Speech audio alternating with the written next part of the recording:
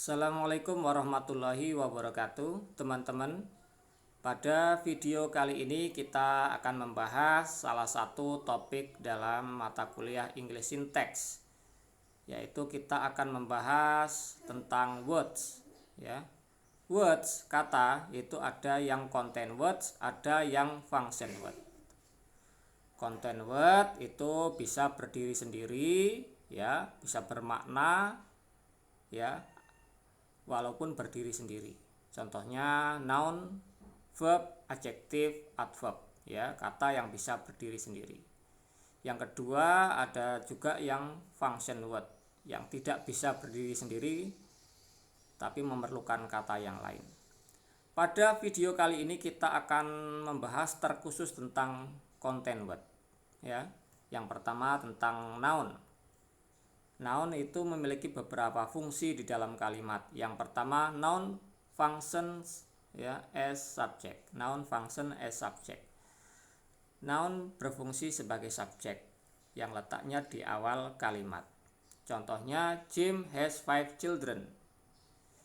Jimnya itu sebagai subjek, ya. Itu namanya proper noun, ya. Noun yang berupa nama orang, nama, ya. Contoh lagi, the train crashed a taxi, ya.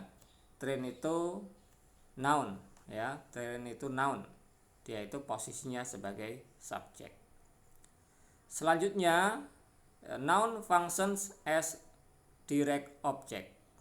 Noun itu berfungsi sebagai direct object, letaknya setelah kata kerja, ya.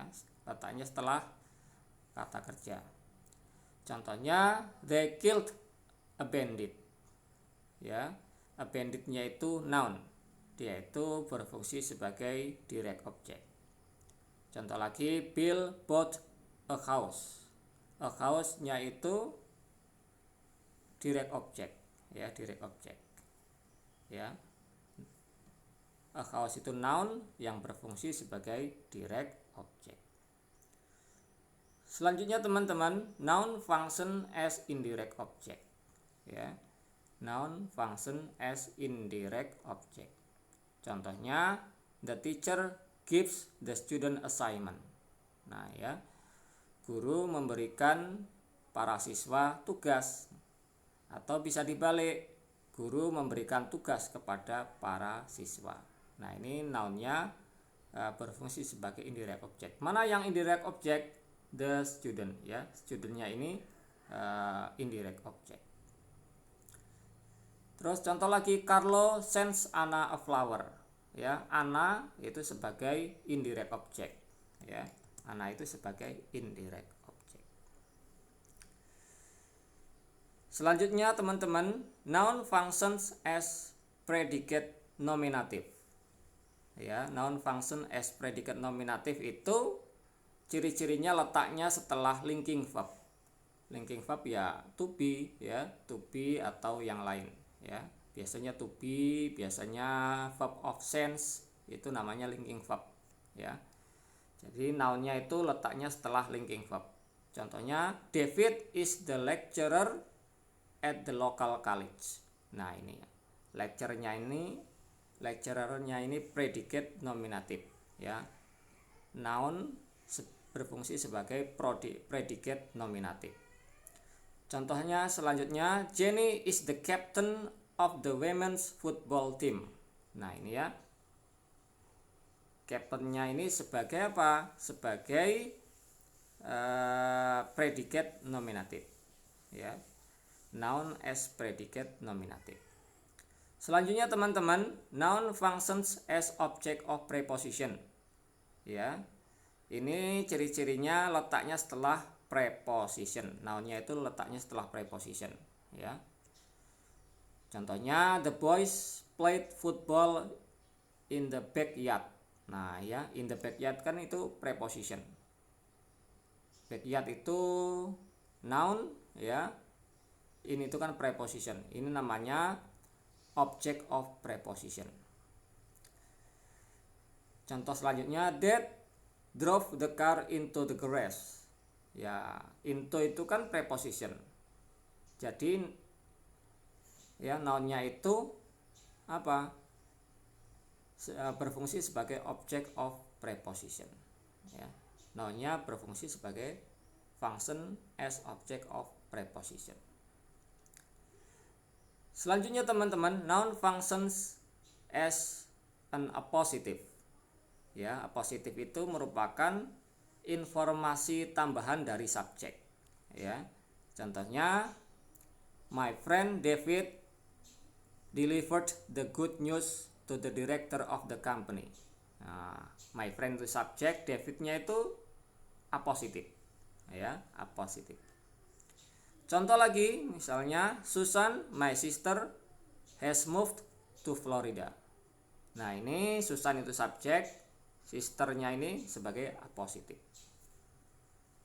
Selanjutnya teman-teman, noun functions as objective complement. Nah, ini noun function as objective complement ini letaknya setelah direct object. Letaknya setelah direct object. Contohnya, Americans elected Trump president in 2016. Trump itu direct object, president itu objective complement. Nah, ya, Trumpnya itu direct object, ya. Presiden itu objective complement, ya. Dan presiden itu rename Trump, menamakan kembali Trump gitu ya. Bisa digantikan dengan presiden Trumpnya itu. Oke, contoh selanjutnya, we consider Peter a friend of the family. Peter itu sebagai direct object, friend-nya itu kan objective complement. Ya, friend-nya itu sebagai objective complement. Selanjutnya teman-teman, noun functions as noun of direct address. Ya, noun berfungsi sebagai panggilan langsung. Class, it is time to break. Nah, itu kan panggilan langsung. Contoh yang kedua, please doctor, give me some pain medication. Nah, dokternya itu sebagai panggilan langsung. Inilah beberapa fungsi dari noun dalam kalimat. Sekarang kita akan membahas tentang verb, ya. Nah, di sini ada beberapa contoh kalimat. Saya tidak akan membahas verbnya secara detail, hanya memberikan contoh-contoh kalimat, ya. Membahas verb dalam contoh kalimat.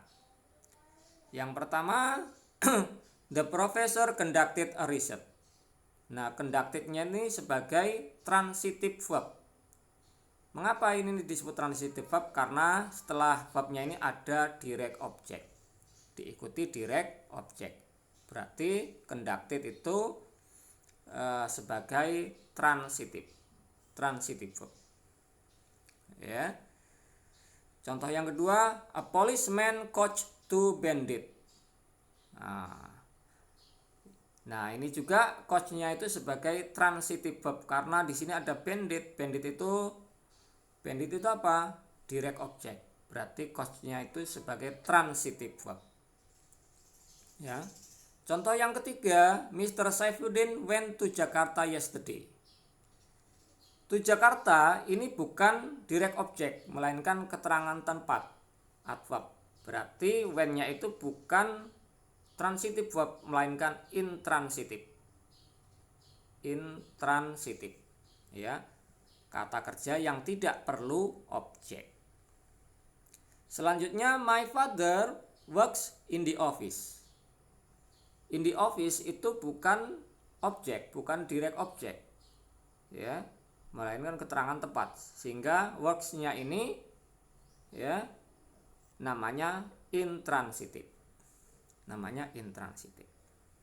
Ya. Nah, ini penggolongan kata kerja, ya, yang memerlukan objek dan tidak memerlukan objek, transitif, intransitif. Selanjutnya, the car crashed a big tree just now. Nah, ini namanya regular verb, ya. karena kata kerja kedua ketiganya ditambah d atau ed. Ini namanya regular verb.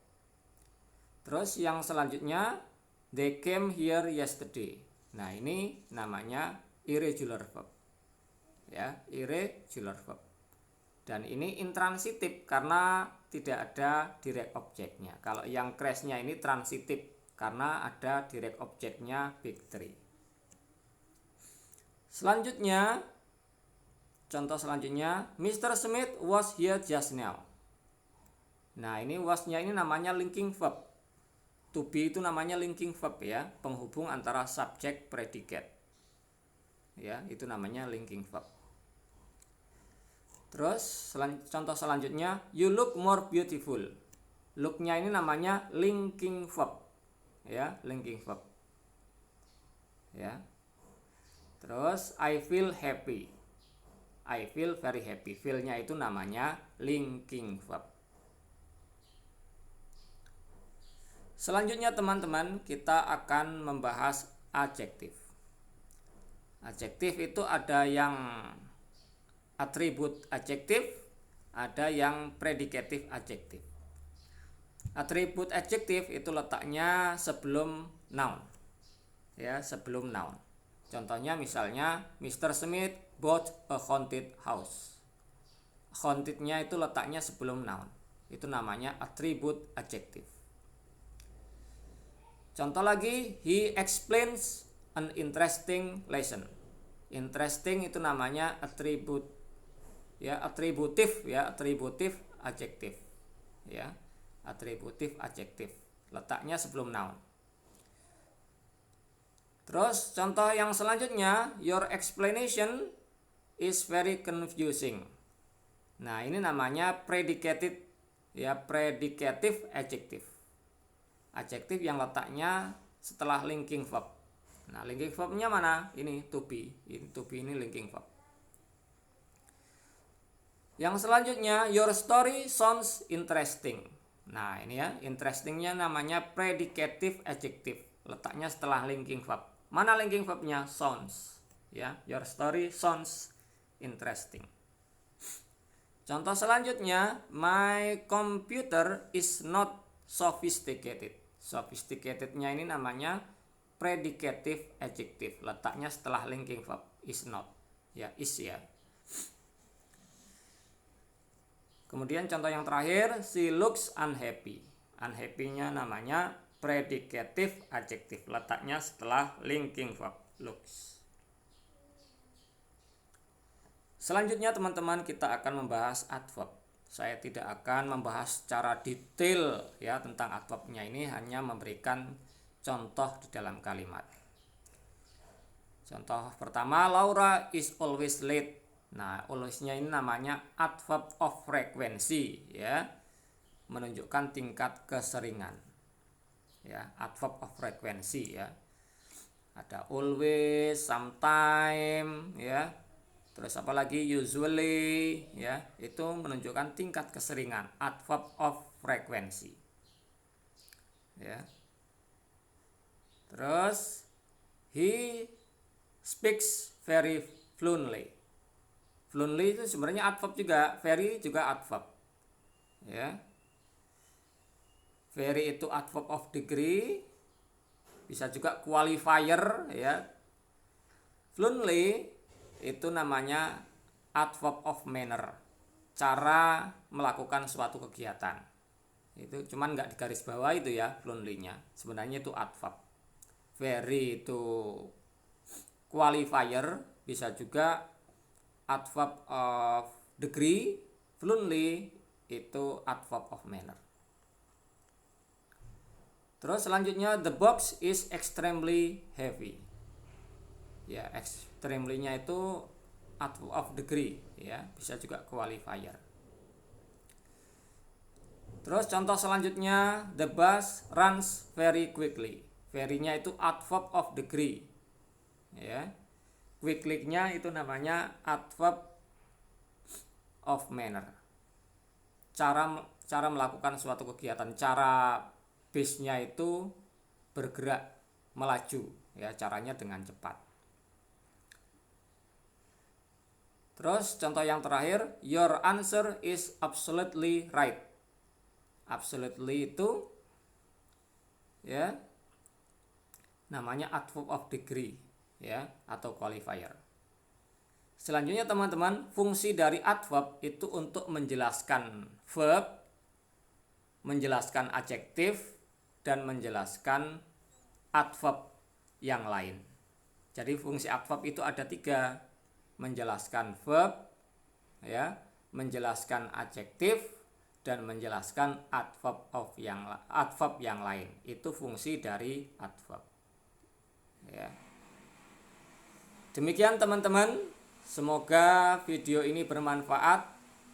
Jangan lupa kalian mengerjakan soal tes di Google Form, dan jangan lupa pula untuk membuat contoh ya kalimat di kolom komentar video.